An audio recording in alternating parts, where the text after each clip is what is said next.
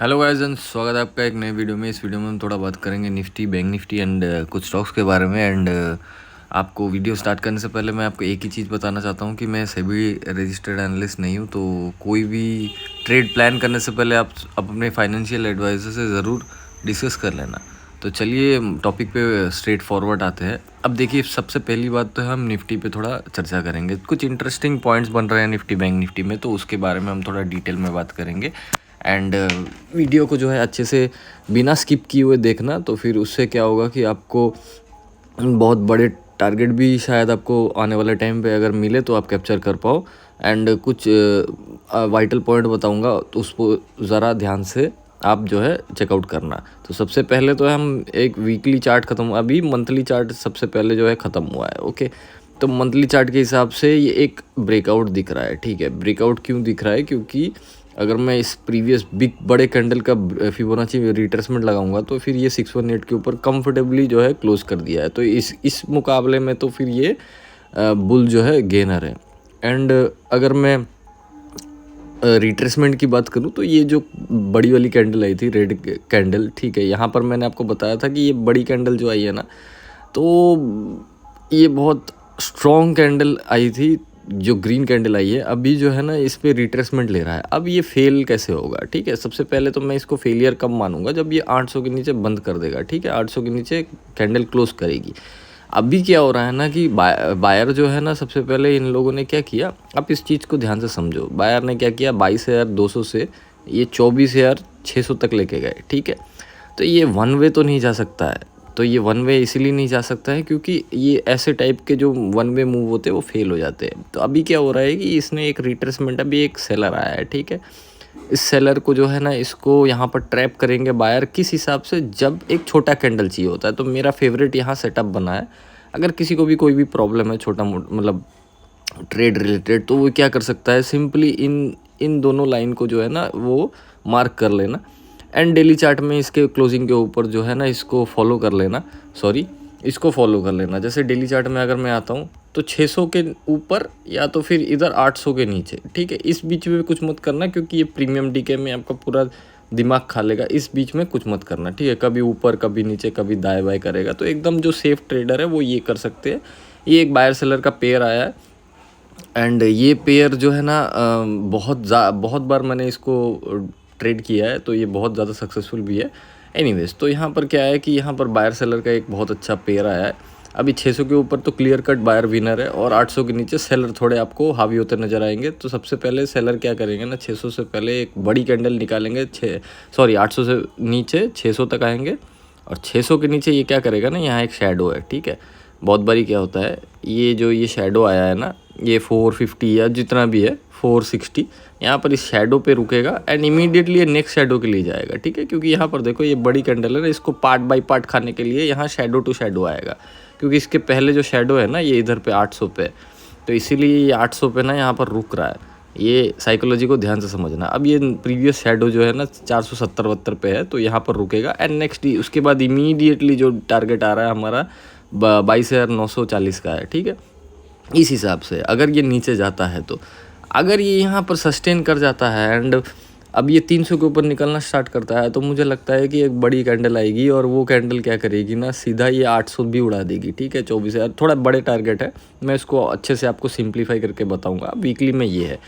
Daily में क्या होता है, यहाँ पर एक कैंडल बन गया है लॉन्ग लेग डोजी टाइप। ये लॉन्ग लेग डोजी ही है। अब मैं यूजुअली क्या करता हूँ, जब भी ऐसा लॉन्ग लेग डोजी आता है, सिंपली इसके ऊपर अगर ओपनिंग आई तो कैंडल क्या करती है ना, थोड़ी नीचे आती है एंड सडनली ऊपर चली जाती है। ठीक है, नीचे इसलिए आती है क्योंकि ये जो क्लोजिंग प्राइस है ना, ये जो प्लस साइन बना है इसका क्लोजिंग प्राइस, यहाँ पर जो है ये सपोर्ट लेने आता है। ठीक है, मैं आपको दिखा रहा हूँ कैसे।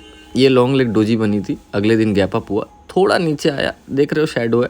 यहाँ पर जो है जितने भी सेलर है ना, बायर है, उनके स्टॉप लॉस लगे हुए होते हैं। इसीलिए देखिए ये इस पिछले दिन में आया था, ऊपर आया, ऊपर आके फिर नीचे आया। यहाँ जितने भी स्टॉप लॉस थे ना वो सारे कटे हैं इधर पे। ठीक है, तो ये ऐसे सिनेरियो ऐसे होता है। एंड ये अगर गैप अप खुल गया तो ये ऊपर जाने वाला है।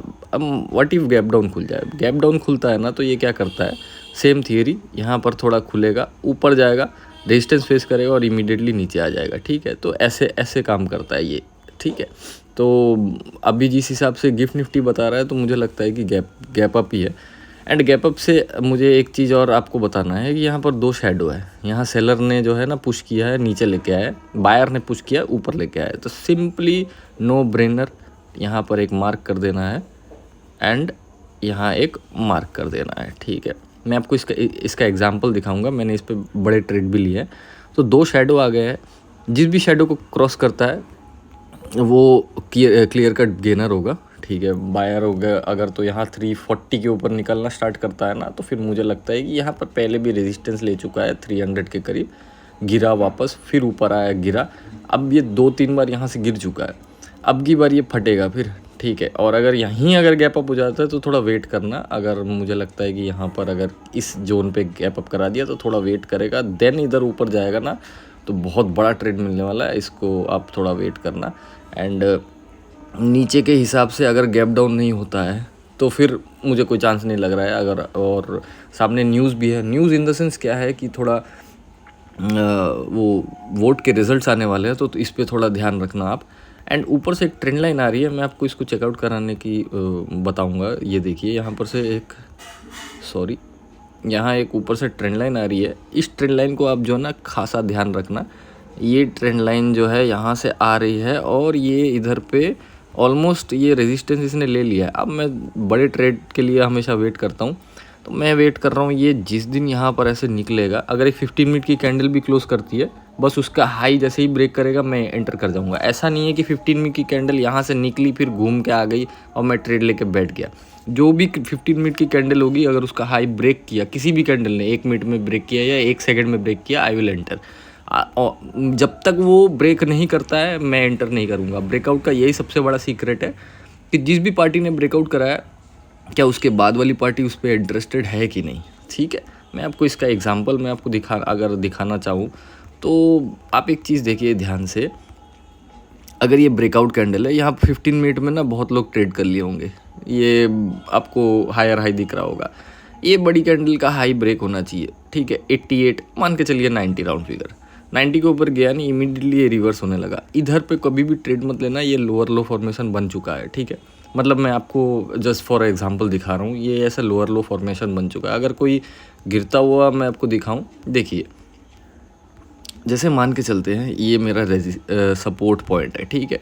तो इस पॉइंट के ऊपर जब तक मार्केट है, ठीक है, तब तक मार्केट बुलिश है। जैसे ही ये रेड कैंडल आई, इसका लो ब्रेक होना चाहिए एज ए ब्रेकआउट। मैं आपको बता रहा हूँ, सॉरी ऐसे अगर दिखाऊंगा तो आपको समझ में नहीं आएगा। मान के चलते ये वाला, ये 267 266 के जैसे ही नीचे जाएगा ना, आपको इमीडिएटली बहुत बड़ी मतलब जो है मूवमेंट दिखेगी।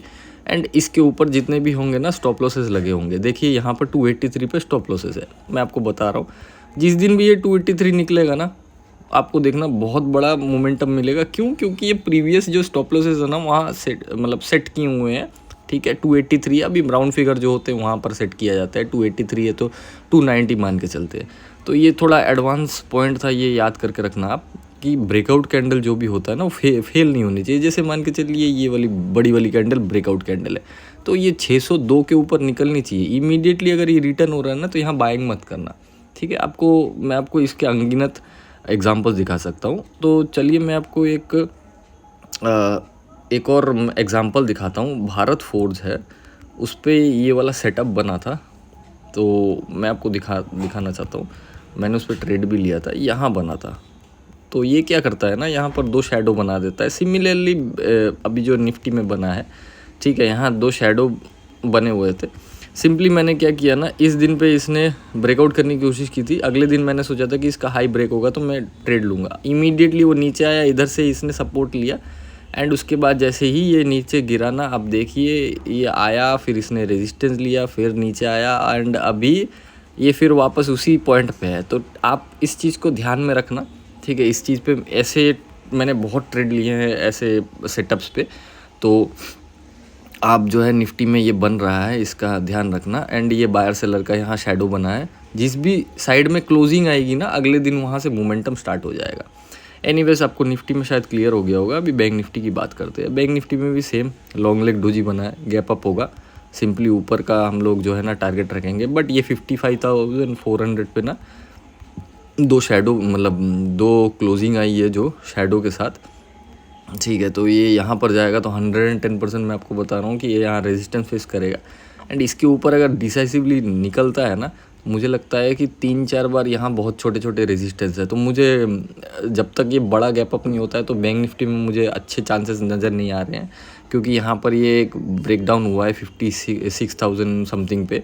क्योंकि अगर आप देखोगे तो ना इधर पे इसके ऊपर ही रह रहा था, नीचे नहीं आ पा रहा था। 2 टच पॉइंट के बाद ये नीचे गया है। तो ये अगर ऊपर भी जाता है ना 55,400 के, 56,070 या 56,100 से, फिर ये रेजिस्टेंस फेस करके नीचे आएगा। So it will be very painful for bank Nifty. And bank Nifty में अगर वीकली चार्ट में देखें तो ये परफेक्ट एक सेटअप बना है। अब ये सेटअप किस चीज़ का है मैं आपको बता रहा हूँ।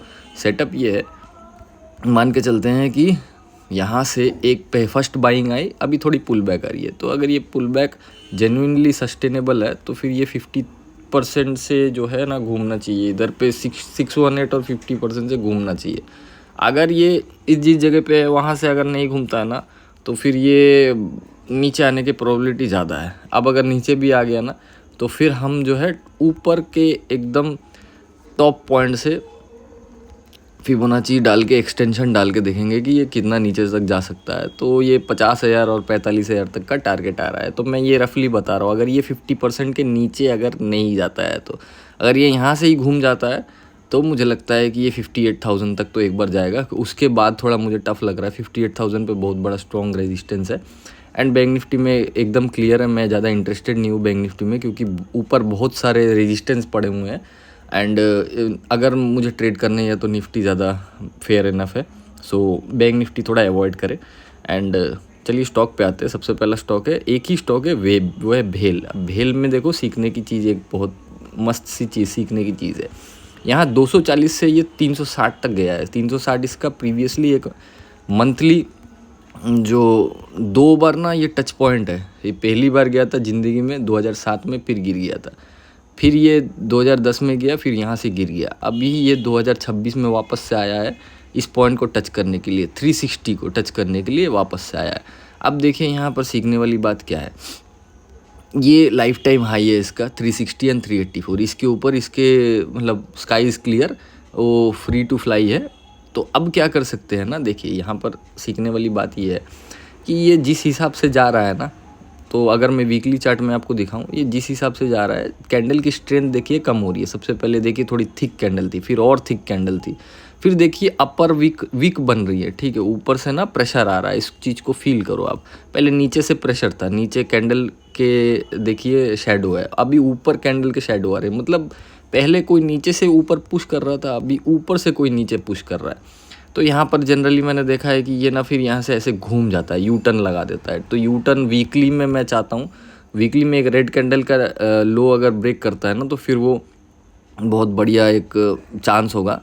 यहाँ पर एक रेड कैंडल है, उसका लो भी ब्रेक हुआ था बट फॉलो अप नहीं आया। अब जब तक ये फॉलो अप नहीं आ रहा है ना तो इसको जो है ना छेड़ना बहुत ख़तरनाक है।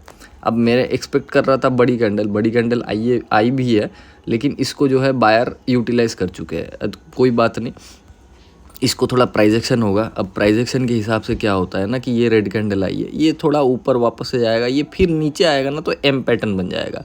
तो ये इसने जो भी अभी ये लो लगाया है ना, इस लो के नीचे जैसे ही आएगा, ये 344 का जो लो या 340 ऐसा कुछ जो मैक्सिमम टच पॉइंट है 342, इसके नीचे अगर ये आता है ना 342 के नीचे, तो मैं ऐसा एक्सपेक्ट कर रहा हूँ कि ये ऐसा नीचे आ जाएगा। अभी बहुत लोग सोच रहे होंगे कि भेल को 3-4 दिन से क्यों टारगेट किया जा रहा है। अभी टारगेट करने का यही सीन है, ये जिस हिसाब से गया है ये सस्टेन नहीं करता है। जैसे मान के चलिए 240 से 360 है, आप घर से जो है फील्ड में दौड़ते हुए गए, फिर वापस से दौड़ना ही है आपको, आप नहीं कर पाओगे। आपको जो है ना थोड़ा स्टे करना है। अभी मान के चलिए अगर ये मंथली चार्ट में आया ना, ये मंथली चार्ट में ये जो शेडो बना है 335 से लेकर 319, ठीक है 320 मान के चलिए, इतने सारे लाइन है, लोग लाइन में कंफ्यूज हो जाएंगे, सॉरी। इस जगह 320 से 335 में आप खाली देखते रहना कि ये इसके नीचे आ रहा है कि नहीं। ठीक है, अगर ये यहाँ पर ऐसे करते करते नीचे आ गया और यहाँ से घूमना स्टार्ट किया ना तो ये बहुत बढ़िया बाइंग पॉइंट हो सकता है और ये मुझे लगता है 320 के ऊपर अगर ये घूमना स्टार्ट करता है तो 360 उड़ा देगा। मैं इसमें बियरिश नहीं हूँ, मैं एक रिट्रेसमेंट ढूंढ रहा हूँ। 320 के नीचे मतलब भेल को मैं भूल जाऊँगा, फिर ये खेल दिखा देगा आपको। तो 320 से अगर ये घूमता है और 360 उड़ाता है ना, तो मुझे लगता है आने वाले टाइम में भेल का बहुत बड़ा मोमेंटम बाकी है। एंड अगर मैं इसको आपको बताऊँ, एक ट्रिक है कि कैसे पकड़ सकते हैं भेल में कितना जो है फ्यूल बाकी है। तो इसने क्या किया है ना, देखिए यहाँ 40 रुपये से ये गया है, ठीक है इतना। अब 40 रुपये से मैं इसको नहीं पॉइंट देख सकता हूँ कि कितना जा रहा है कि नहीं जा रहा है। इसने कितना रिट्रेसमेंट लिया है, 170 180 मान के चलते, 170 से ये है 335, ठीक है मान के चलते हैं। तो यहाँ पर जो है ना, यहाँ पर आप ऐसा लाइन ड्रॉ कर सकते हैं कि कितना मोमेंटम आया है इधर पे, मान के चलते इधर इतना। अब ये इतना जा सकता है, मतलब 520 530 550 तक का, इसका 350 से 550 तक का एक मोमेंटम आ सकता है अगर ये 320 से घूमता है। तो 320 से 520 ख़राब नहीं है भेल में, अगर मुझे मिला तो I will utilize it. But ये मोमेंटम मुझसे डाइजेस्ट नहीं होता है, ये फिर फेड हो सकता है। तो इसका अर्निंग्स मीन्स ये रिज़ल्ट भी आने वाला है, तो चेकआउट करना आप। तो उम्मीद करता हूँ आपको ये एनालिसिस अच्छा लगा होगा एंड आने वाला टाइम आपका अच्छा जाए। ट्रेडेबल जो है वीक आने वाला है, तो इस पे थोड़ा ध्यान दीजिएगा एंड आने वाले वीक के लिए आपको गुड लक।